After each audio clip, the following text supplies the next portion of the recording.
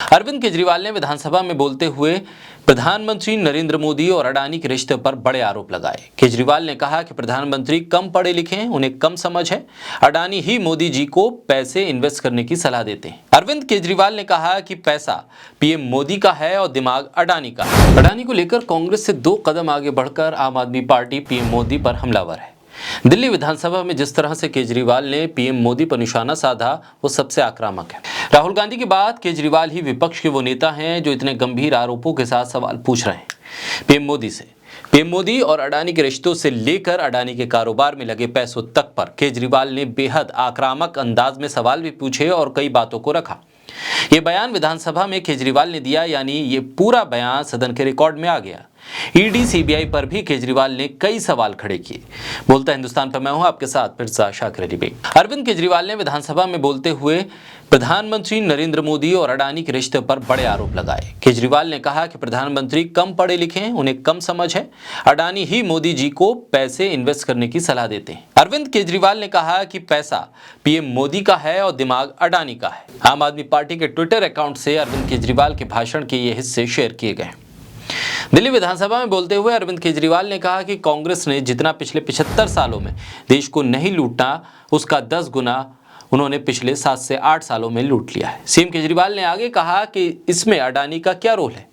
मोदी जी कम पढ़े लिखे हैं, उन्हें समझ नहीं आ रहा है कि करना क्या है। अडानी आकर बताते हैं कि पैसा यहाँ लगा लो, इस देश में इन्वेस्ट करते हैं, सारा मैनेजमेंट अडानी करते हैं, दिमाग अडानी का और पैसा मोदी जी का है। प्रधानमंत्री कम पढ़े लिखे हैं, उनको कम समझ में आता है। ये बातें अरविंद केजरीवाल ने विधानसभा के भीतर कही।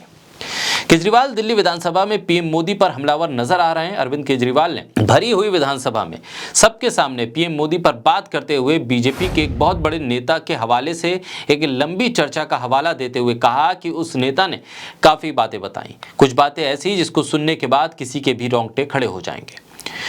अरविंद केजरीवाल ने कहा कि बीजेपी के नेता ने उनसे बताया कि आपको क्या लगता है कि मोदी जी अडानी की इतनी मदद क्यों करते हैं। अरविंद केजरीवाल ने कहा कि मैंने पूछा कि दोस्त हैं इसलिए करते होंगे। उन्होंने कहा कि बस इसलिए नहीं।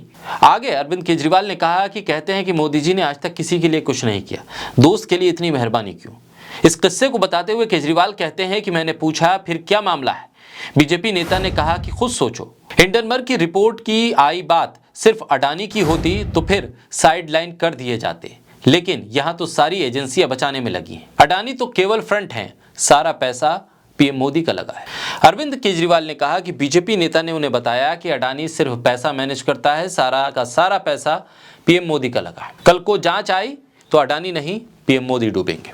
अरविंद केजरीवाल बताते हैं कि उन्होंने बीजेपी नेता से पूछा कि पैसे की जरूरत क्या है, उनके आगे ना तो कोई है और ना कोई पीछे है। इस पर बीजेपी नेता ने कहा कि पैसे की हवस होती है। जिस दिन दुनिया का दूसरा सबसे अमीर शख्स अडानी बना था तो वो अडानी नहीं पीएम मोदी थे। उनका लक्ष्य दुनिया के सबसे धनवान आदमी बनना है।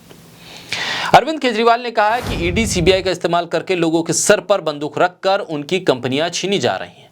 10 अक्टूबर 2018 को कृष्णापट्टनम पोर्ट के ऊपर इनकम टैक्स की रेड हुई। 1.5 साल के बाद 6 अप्रैल 2020 को पूरा पोर्ट अडानी ने खरीद लिया। वो अडानी ने नहीं खरीदा, वो मोदी जी के पास चला गया। 10 दिसंबर 2020 को एसीसी और अंबुजा सीमेंट पर छापेमारी हुई। 2 साल के बाद 16 अक्टूबर 2022 को दोनों सीमेंट कंपनियां मोदी जी के पास चली गईं।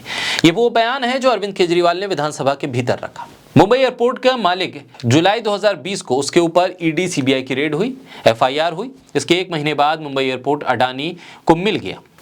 ये ईडी सीबीआई से रेड कराते हैं, कंपनी वालों को धमकाते हैं कि या तो तुम जेल जाओ या फिर अपनी फैक्ट्री कंपनी हमको दो। पूरे देश के अंदर इतनी गुंडागर्दी मची हुई है कि ईडी सीबीआई की रेड करवा देते हैं, सिर पर बंदूक रख देते हैं और कहते हैं कि या तो फैक्ट्री दे दो या फिर जेल जाओ। आखिर इस देश के अंदर चल क्या रहा है। ये वो पूरा भाषण है जो अरविंद केजरीवाल ने विधानसभा के भीतर दिया। ऐसे में सवाल यह है कि अरविंद केजरीवाल का यह भाषण जब विधानसभा के भीतर दिया गया है तो यह सदन की कार्रवाई का हिस्सा बना है, एक डॉक्यूमेंट बन गया है और एक सबूत बन गया है। ऐसे में इतने गंभीर आरोपों के साथ पीएम मोदी पर हमलावर अरविंद केजरीवाल क्या अपनी पार्टी के नेताओं के जेल जाने से घबराए हुए या उसको लेकर वो पीएम मोदी पर निशाना साध रहे हैं या फिर उनके उठाए गए सवालों में सच्चाई है। आखिर जांच की बात अगर विपक्ष कर रहा है तो उस पर सरकार राजी क्यों नहीं है, क्योंकि सरकार की खामोशी विपक्ष के लगाए गए आरोपों को और हवा देती है। ऐसे में सरकार को चाहिए कि विपक्ष की जो जांच की मांग है उसको मानते हुए जांच का ऐलान करे ताकि स्थिति और साफ हो सके। नहीं तो विपक्ष के जरिए लगाए गए आरोप जनता के भीतर एक संदेह की स्थिति पैदा करते हैं कि कहीं पीएम मोदी से लेकर अडानी तक के रिश्तों पर जो विपक्ष सवाल कर रहा है उसमें कोई सच्चाई तो नहीं है।